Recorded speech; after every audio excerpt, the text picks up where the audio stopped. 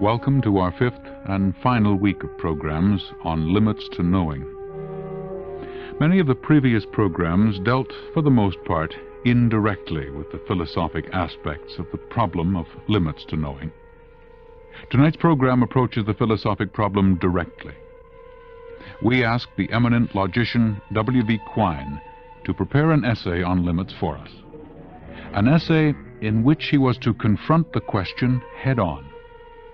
Are there limits to knowing? You hear this essay in the first part of tonight's program. Professor W.V. Quine was recorded at Harvard University, where he is professor of philosophy. W.V. Quine is the author of many books, among them From a Logical Point of View, Word and Object, and Set Theory and Logic.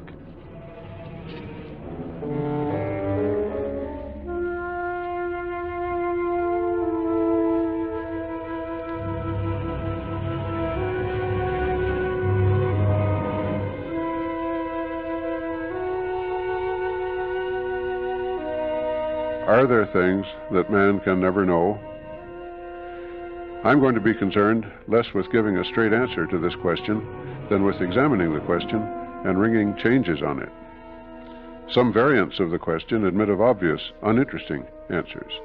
Obviously, there are things that man will never know. Man will never know how many cars will have entered your city between now and midnight tonight. He will never know and never care. But he could know this number if he cared enough and had the foresight to make arrangements for keeping count of the cars. The serious question, rather, is whether there are things that man could never know, however foresighted he might be in setting out observers and cameras and tape recorders and Geiger counters and other detectors. Well, we've touched up our question a little in its auxiliary verb. We're asking if there are things that man could never know.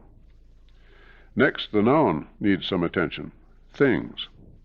We talk of knowing things. What sort of things? Stones, trees, birds, bees? No. Things is a lame word in this connection.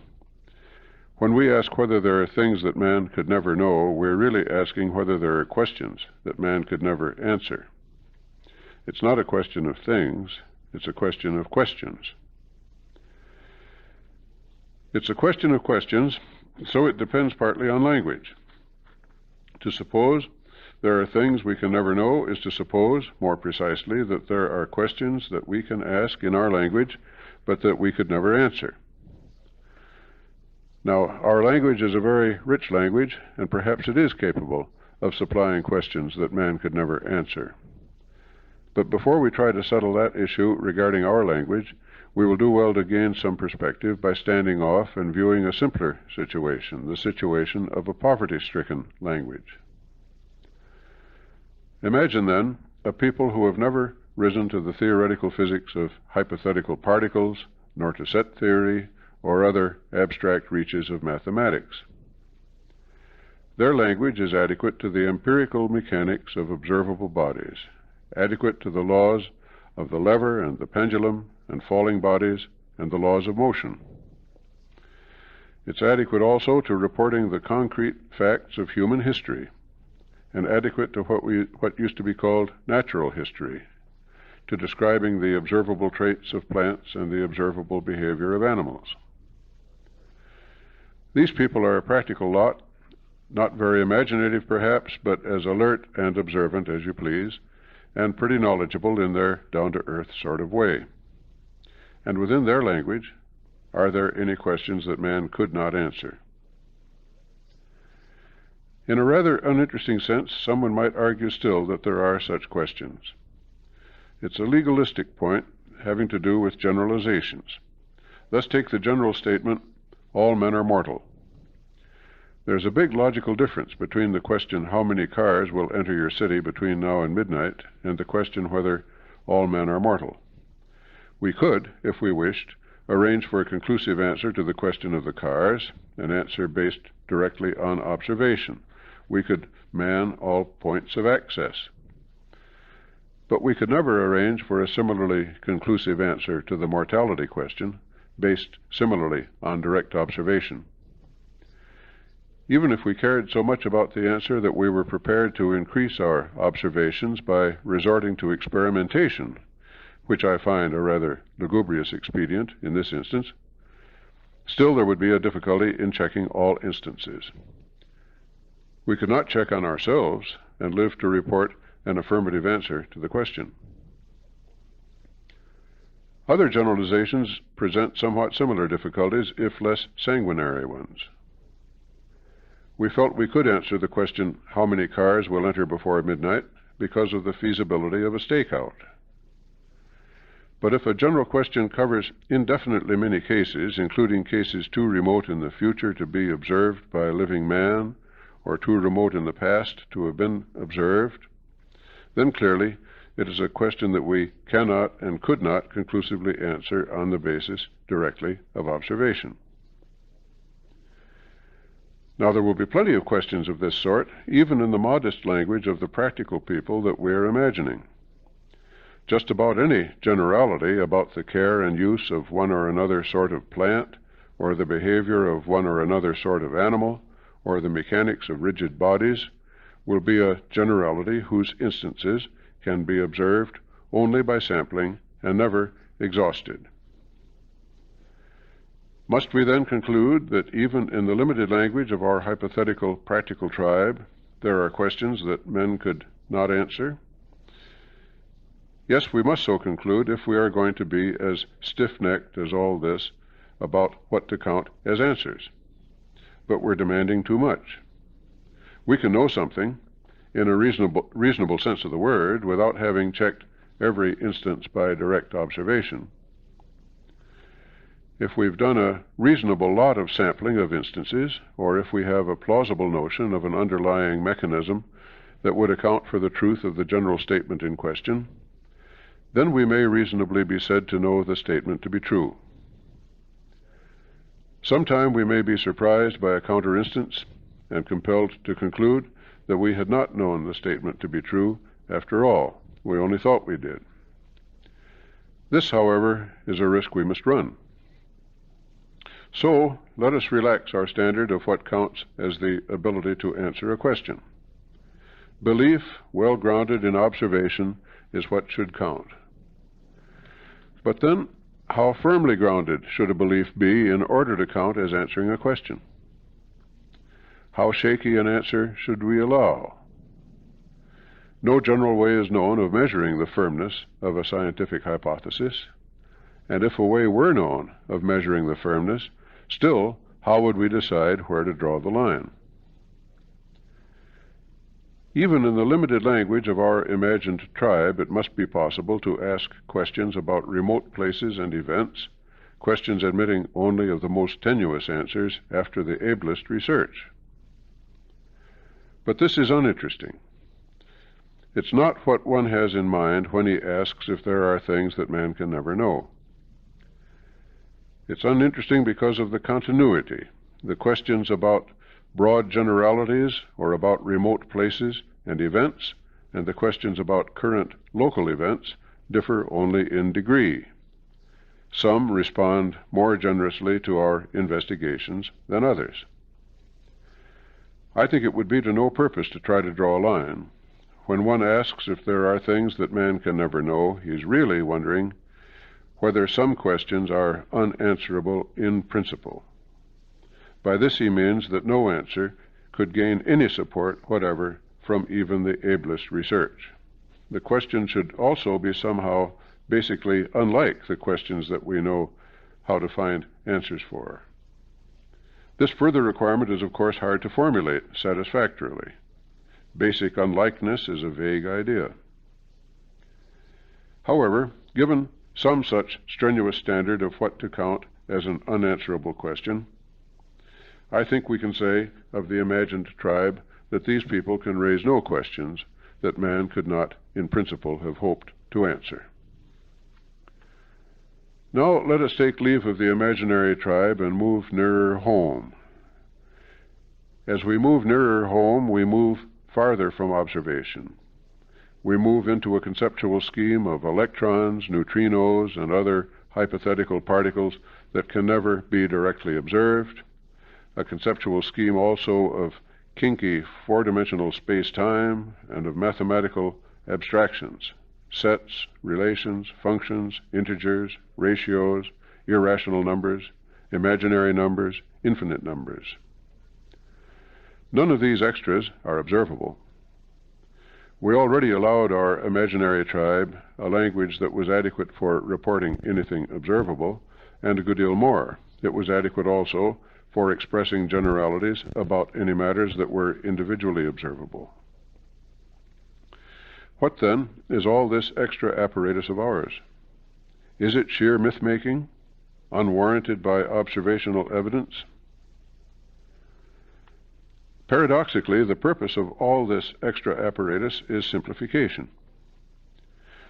We are out to systematize and integrate the testimony of our senses by devising laws that relate the observable phenomena systematically to other observable phenomena. And the most systematic network of relations for this purpose turns out to be a network that links all these phenomena up with a lot of additional, unobserved, hypothetical entities that are only assumed for the purpose of integrating the system. The consequence is a rich theoretical language, rich enough, perhaps, to formulate questions that man could, in principle, never answer. For a while, let us assume that it is, so as to go on from that thought to some further ones. Afterward, I'll come back to that question. Very well, then, granted that we, in our language, can formulate questions that man could, in principle, never answer, what are we to say of the imagined tribe that knows no such limits?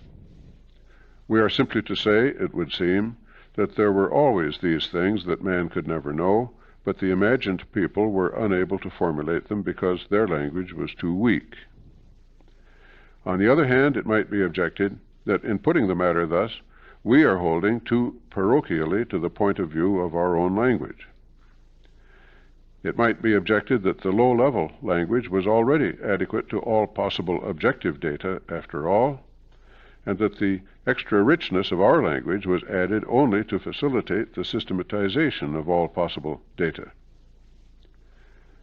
It might thus be objected that when we say there are things that man could never know, when we say there are questions man could in principle never answer, we are merely pointing to an effect of our own artifact. This objection gained some support from a remarkable theorem of logic due to William Craig. Consider again our rich language of scientific theory and the low-level language of the imagined tribe. We may think of the low-level language as a part of the rich language. It's a part that stays closer to observable matters. The richness of the theoretical language serves the purpose, I just now suggested, of enabling us to formulate manageably simple laws relating observations to observations. But all we care about as output of the theory, let us suppose, is its empirical output. We care about those consequences, predictions for instance, that can be expressed in the low-level language. We formulate our observations in the low-level language, we combine them with theoretical laws somewhere up in the richer language, and from the combination we deduce consequences in the low-level language. There is takeoff, flight, and landing. Now what Craig shows is that the flight into theory is logically dispensable. He shows that if we can get anywhere by plane, so to speak, we can also get there by laboriously slogging through on the ground. He shows that if you have found a way of deducing a sentence of the low-level language from other low-level sentences, together with some theoretical truths, you can then also find a way of deducing that same sentence from those same other low-level sentences, together with some further merely low-level truths. Craig shows explicitly how we can find such a ground root once we have the air root. If the deduction of the sentence from other low-level sentences and the theoretical truths is written out explicitly in symbolic logic, he shows how to find some low-level truths that can be used in place of the theoretical ones. Craig's reasoning is quite general. It does not depend on details of the low-level language and the theoretical language, nor on how we draw the line between them. Psychologically, granted, the flight into theory is indispensable. We would not find our way across the ground but for the aerial reconnaissance. On the ground, we cannot see the woods for the trees. Theory brings system. System is simplicity, and simplicity is psychologically imperative. Very well, our objector pursues, theory is our heuristic crutch. If I may descend from your soaring metaphor of flight to my limping metaphor of the crutch. So our rich language differs from the low-level language of the imagined tribe in having this heuristic crutch, this handy artifact. The objector concludes by repeating himself, saying once more that those purported questions that man could in principle never answer are merely an effect of his own artifact. Even our objector is bound to recognize that this heuristic aid has worked wonders. It has had man soaring, not limping. Man's power over nature is awesome, staggering.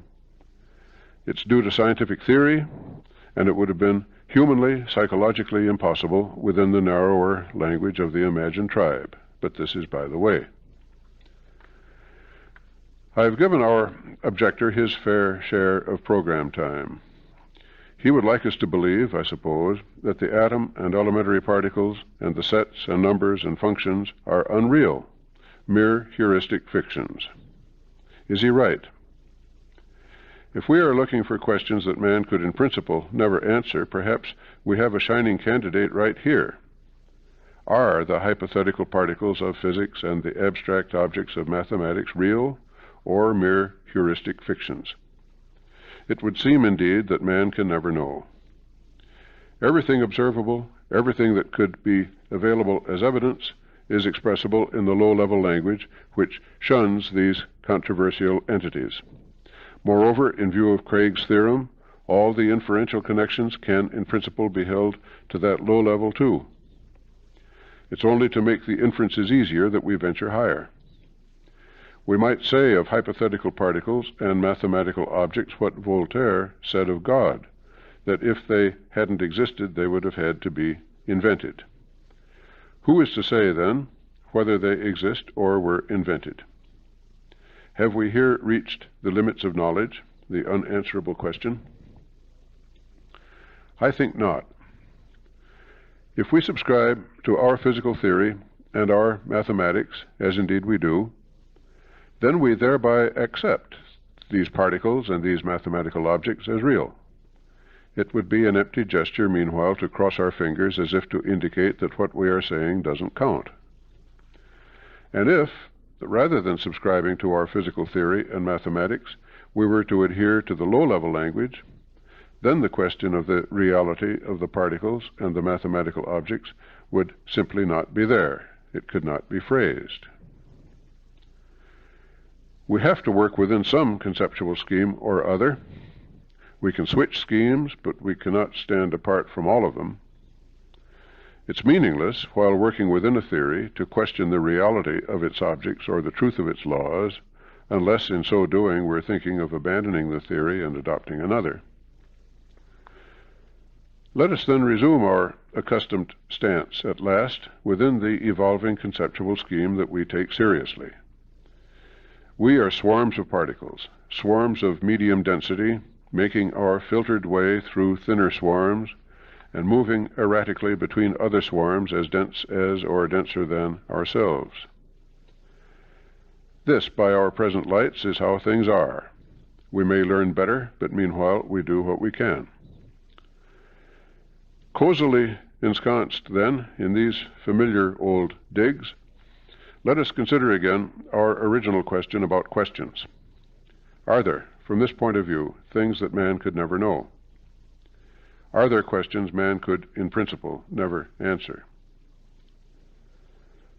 Possible cases in mathematics come to mind. There is something called the continuum hypothesis, having to do with the comparative sizes of certain infinite classes. Kurt Gödel and Paul J. Cohen have proved that this hypothesis can be neither proved nor disproved on the basis of the existing codifications of accepted mathematical laws. Still, this is not a clearly unanswerable question. For remember the role of theoretical entities, mathematical and otherwise. They are extras that serve to fill in and smooth out and simplify the comprehensive world system by which, ultimately, we link phenomena to one another.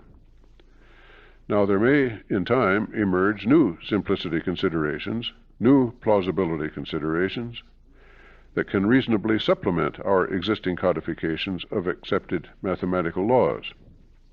These added laws just might suffice in the end for proving or disproving the continuum hypothesis. A different sort of mathematical case that comes to mind is the celebrated theorem, due also to Gödel, to the effect that there can never be a complete formal proof procedure for what is called elementary number theory. This modest-seeming branch of mathematics treats of nothing more recondite than the positive integers.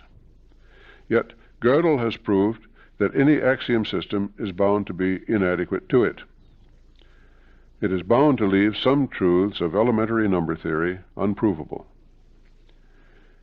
Any axiom system for it will be incomplete, and so will any other method of explicit proof. I'm having to leave my statement a bit vague, for otherwise the story is long. Now, this is a remarkable and startling result. I haven't time to explain how startling or why, but does it point to unanswerable questions? It does not. No truths of elementary number theory are set apart by Gödel's theorem as unprovable. Rather, each axiom system or proof procedure will miss some of those truths. Other proof procedures can cover those or some of them and miss others. As I already suggested in connection with the continuum hypothesis, plausibility considerations can augment existing codifications of accepted mathematical laws. Gödel's theorem shows that such augmentation can never yield any one finished system in which every truth of elementary number theory admits of proof. But it does not show that any one truth of elementary number theory is forever inaccessible. Turning now to natural science, one thinks of Werner Heisenberg's principle of indeterminacy. There's a strict limit to the accuracy with which man can know the position and velocity of an elementary particle. The accuracy of position can be increased beyond a certain point only by sacrificing accuracy of velocity.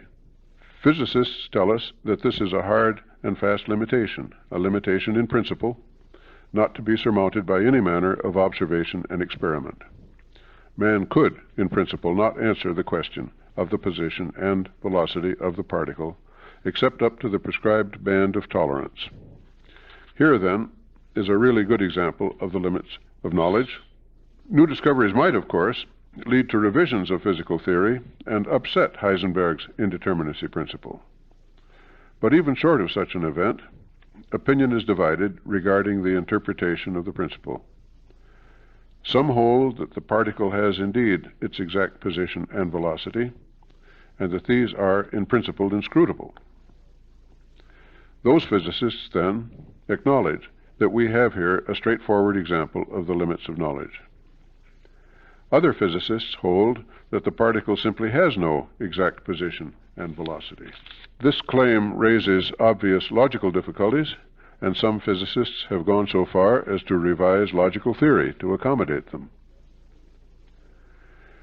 One would hope for a less drastic remedy, but at any rate the motive is clear. There's a reluctance to assign meaning to strictly unanswerable questions. Questions, let us remember, are in language. Language is learned by people, from people, only in relation, ultimately, to observable circumstances of utterance. The relation of language to observation is often very devious, but observation is finally all there is for language to be anchored to. If a question could, in principle, never be answered, then one feels that language has gone wrong. Language has parted its moorings, and the question has no meaning. On this philosophy, of course, our central question has a sweeping answer. The question was whether there are things man could never know. The question was whether there are questions, meaningful questions, that man could, in principle, never answer. On this philosophy, the answer to this question of questions is no.